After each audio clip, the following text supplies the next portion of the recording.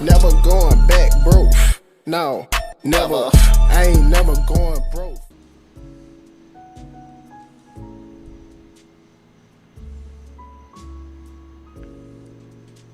What's up, everyone?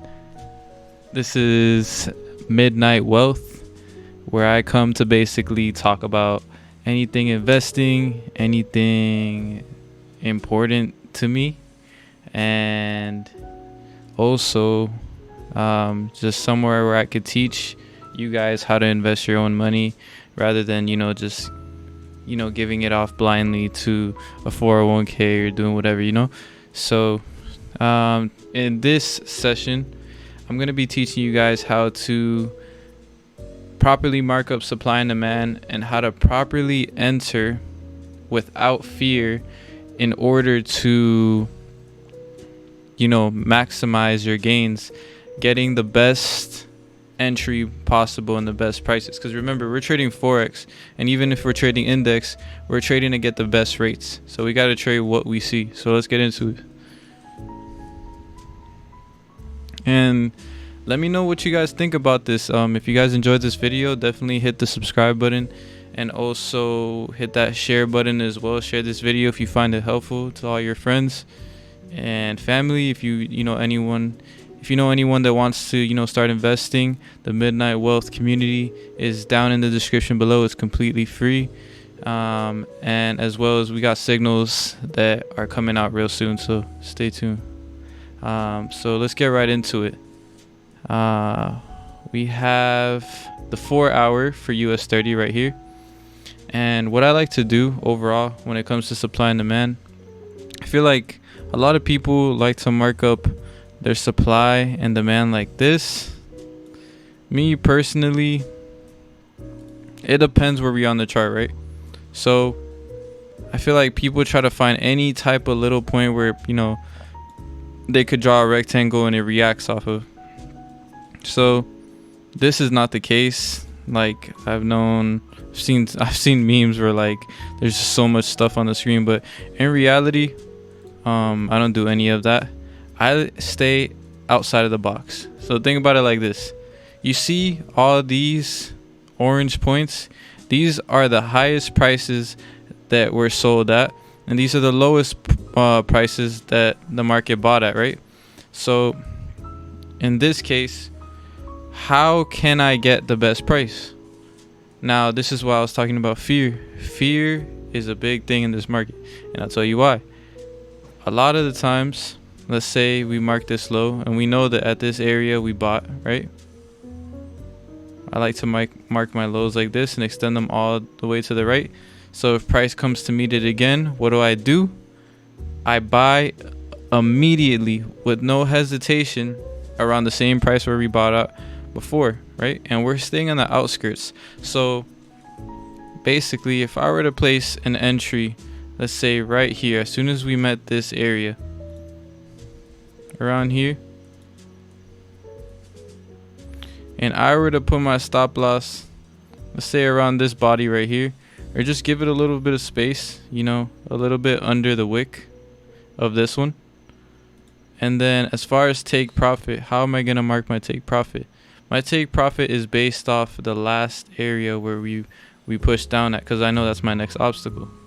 So overall, I see price dropped at this level, right? But I also know that we're buying at the lowest point, and we're not just going to fall right here. We're going to have enough momentum to break. So overall, if we see we're entering at these outskirts, these are big moves being made. Like most of the momentum without consolidation is on the outskirts. As you can see, straight pushes, wicks. See? So when you start getting into the middle, if I were to box any of this in, you'd see this is all noise, right?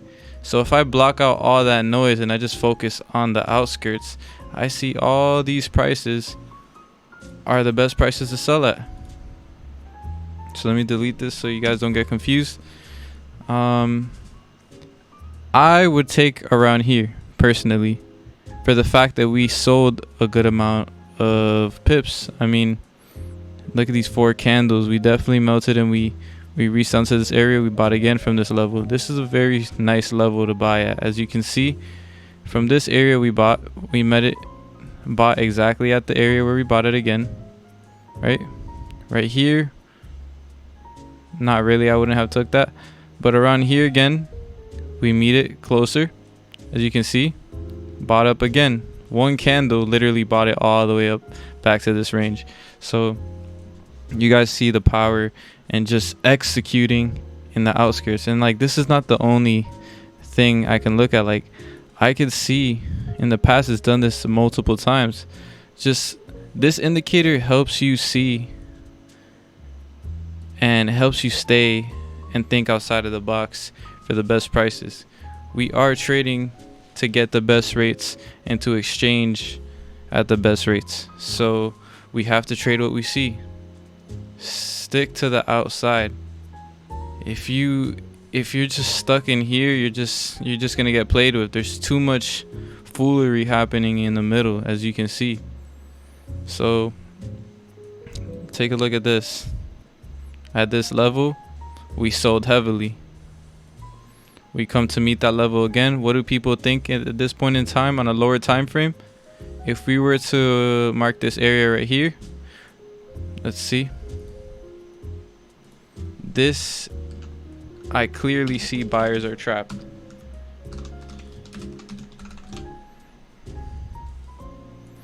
So let's say 9:30 comes, New York session comes, US 30s pushing up, right?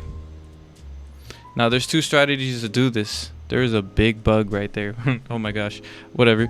But yeah, just imagine that price pushed up right here around 9:30, and a lot of people are like, whoa, oh my gosh, the high is getting broken. Like, look, it just broke the high, get in for buys. Boom, now you see this wick appear. So this is our confirmation. This pin bar is basically our trigger point to sell, for the fact that we're at a nice high price, right? Because we want to stick to the fundamentals. Sell high, buy low. Always. You never want to just sell in the middle just because you feel like the price is going to leave you and it's moving right now, right? So right here at this level,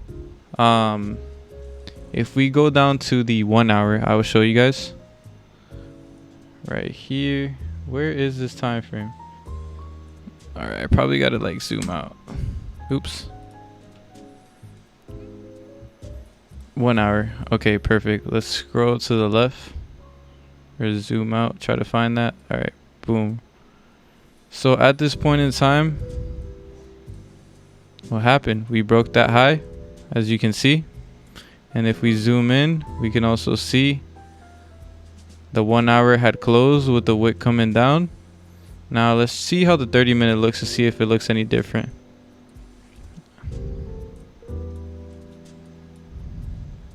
All right.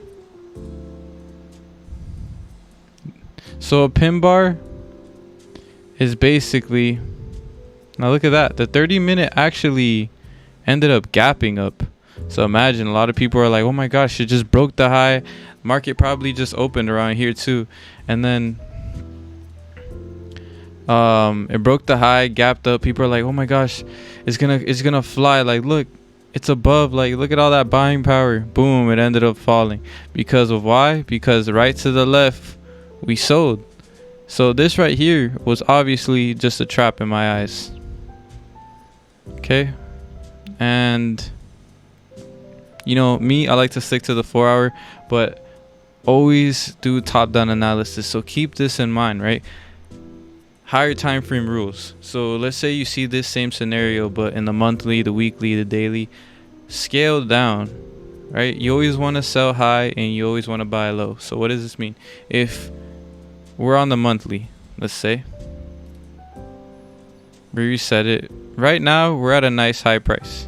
Okay. We go down to the weekly. We're at a high price. As you can see, we're at the high.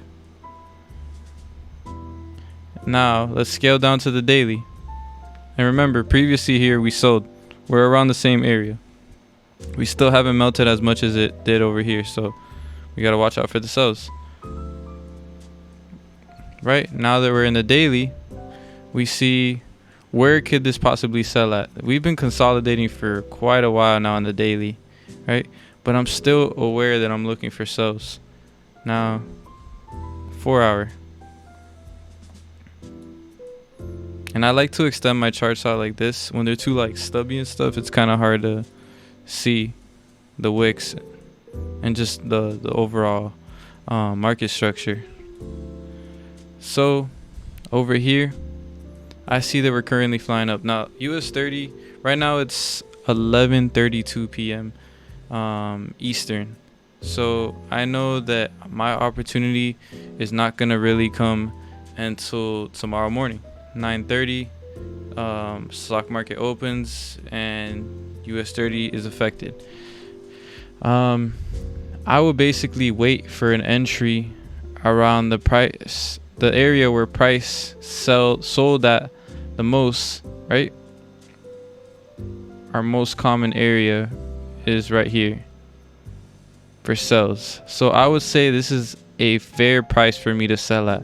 This is an even better price for me to sell at, right? Now, I want to see basically price come up here and react by leaving a pin bar. And a pin bar is basically price. Let's say this bullish candle came all the way up here, right? And it ends up dropping and it ends up closing just like it did right here. This is a pin bar.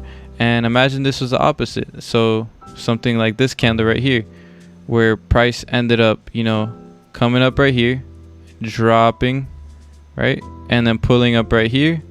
This right here is enough to call it a pin bar, right? Because this is a 4 hour. That's a significant pullback before the close, right? This is a pin bar. This is a pin bar over here, as you can see. So price dropped all the way over here, broke this low, pulled all the way up and closed, right? So we could definitely say that sellers were trapped at that area, but that's besides the point. But remember, you guys, think outside the box. Look at how can I get the best price. I feel like a lot of people get too caught up with the confirmation, and by the time you know it, like next thing you know it, you miss your move and price already left you like 40 pips and it's already 9:45 and 15 minutes past. Now, what happens often is that price respects these areas where we sold at previously. Boom, we sold heavily, right? We come back to meet that area, sold heavily. Boom. Imagine all that. Come back right here. And remember, like, you guys got to stay consistent too, right? You got to use this and you got to actually set your parameters. And if you're trading a demo, treat your demo like it's a live. And I wasn't even showing you guys the screen, my bad. So let me re-show you what that is over here. Just stay on the outskirts. This is what I mean. And use your parameters. This is what I was talking about, parameters. Put a stop loss and put a take profit. You always want to make more than a 1-to-1. Make a 1-to-2, make a 1-to-3, take your money and go. Give it 1 to 3 trades a day. Give yourself 1 to 3 trades a day. And also learn how to humble yourself, right? And stick to your plan. Always have a plan, right? Because a dream without a plan is just a dream. So yeah, you guys, I hope this video helped as far as entries and supply and demand.